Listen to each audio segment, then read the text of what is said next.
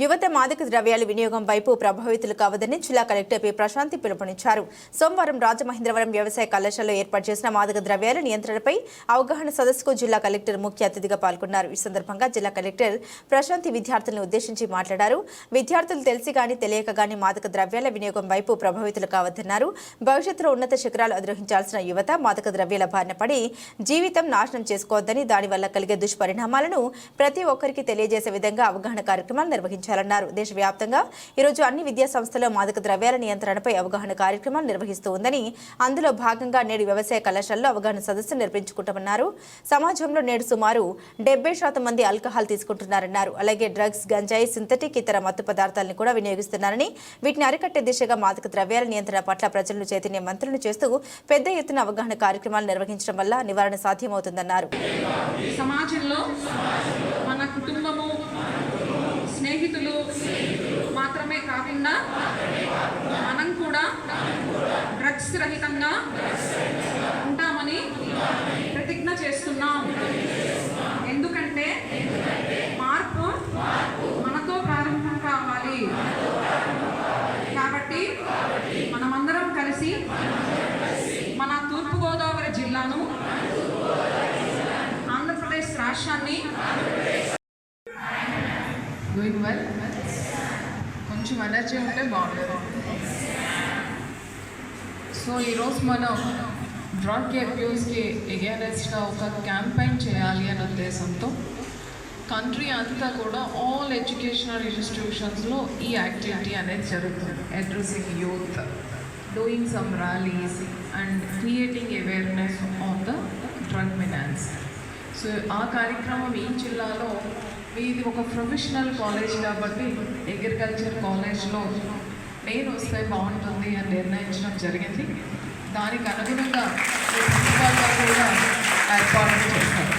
So ఈ కార్యక్రమానికి వచ్చి వేదికలు అలంకరించిన ఆఫీషియల్స్ అందరికీ, అలానే సిడబ్ల్యూసి చైర్పర్సన్ గారికి అందరికీ కూడా నమస్కారాలు.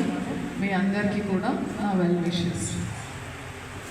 ఇప్పుడు చాలామంది ఆఫీసర్స్ మాట్లాడుతున్నప్పుడు నేను స్టేజ్ నుంచి మీ అందరినీ అబ్జర్వ్ చేస్తున్నాను.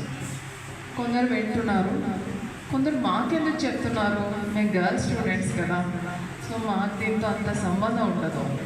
కొందరు అనుకుంటున్నారు we are in the first year, so మేమేమి అలవాట్లు లేవు కదా, అందరూ చెప్పాల్సింది అలా చెప్తున్నారు. సో మీకు వచ్చిన డౌట్స్ అన్నీ కూడా దే ఆర్ జస్టిఫైడ్. సో ఇలాంటి మీటింగ్స్ మనం ఎందుకు పెడుతున్నాము అని అంటే టు క్రియేట్ అవేర్నెస్. మనకి ఎప్పుడు కూడా సమాజంలో మనకి మన గురించి మనం ఆలోచిస్తాం. సో మీ ఇంట్లో ఎవరికైనా హార్ట్ డిసీజ్ వస్తే బెస్ట్ కార్డియాలజిస్ట్ ఎవరు అని మనం గూగుల్ సెర్చ్ కానీ పీర్ సెర్చ్ కానీ చేస్తాం. అది ఇంకొకరి ఇంట్లో ప్రాబ్లం అయితే మనం అంత శ్రద్ధగా ఉంటాం. సో ఇప్పుడు ప్రాబ్లమ్స్ అన్నీ ఇంకొకరి ఇంట్లో ఉన్నట్టుగా.